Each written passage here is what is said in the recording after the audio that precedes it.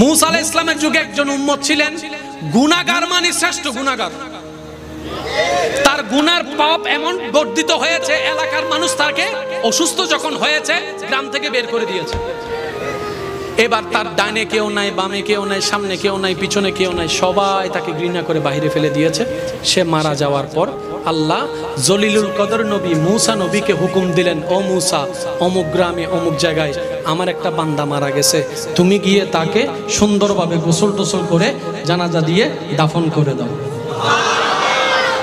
পাপীর জানাজা পড়তে যাচ্ছেন কে? গোসল দিতে যাচ্ছেন কে? নবী। কোন নবী? মুসা আলাইহিস সালামের মতো নবী।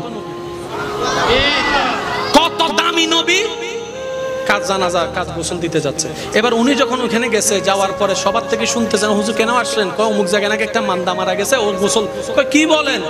আপনি হচ্ছেন হাই লেভেলের ভিআইপি, এ হচ্ছে থার্ড ক্লাসের বান্দা, এমন একজন বান্দার গোসল আপনি দিবেন?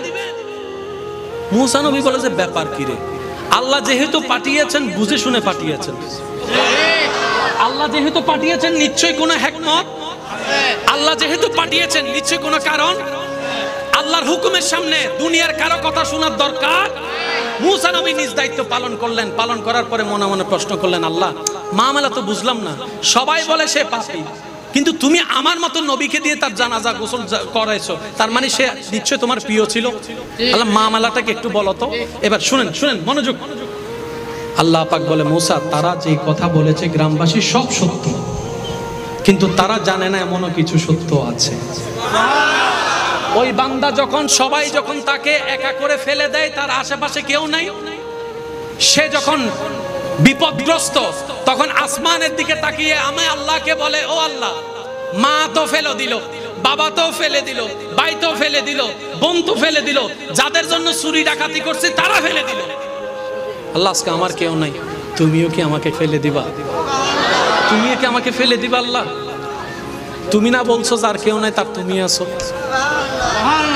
আল্লাহ, তুমি কি আজকে আমাকে ফেলে দিবা? আজকে কি তুমি আমাকে দৌড় করে বাইর করে দিবা? আল্লাহ, তুমি না রহমান, তোমার দয়া থেকে তো কেউ বঞ্চিত হয় না। আল্লাহ, একটু দয়া করো না, একটু দয়া করো না। এই কথা বলতে বলতে নিঃশ্বাস বন্ধ হয়েছে। আল্লাহ পাক বলে, ও মুসা, তার শেষ সময়ের সে কথাগুলা আমার এত সুন্দর, এত পছন্দ হয়েছে, আমি খুশি হয়ে সারা জীবনের গুনাহ মাফ করে দিয়েছি। তাহলে বান্দার চোখের নজর আলাদা, আল্লাহর কুদরতি নজর আলাদা। সেজন্য যে দুই একজন আমাকে ভালোবাসেন তাদের কাছে আমার হাত জোর করে আজকে একটা অনুরোধ, যারা আমাকে ভালোবাসেন আজকে থেকে দোষ ধরবেন নিজের, অন্যের করবেন প্রশংসা। রাজি আছেন ইনশাআল্লাহ? যে দুই একজন বান্দা আমি অদমকে আগে থেকে চিনেন, তারা জানেন আমার ওয়াদা এবং টাইম কখনো বেশ কম হয় না।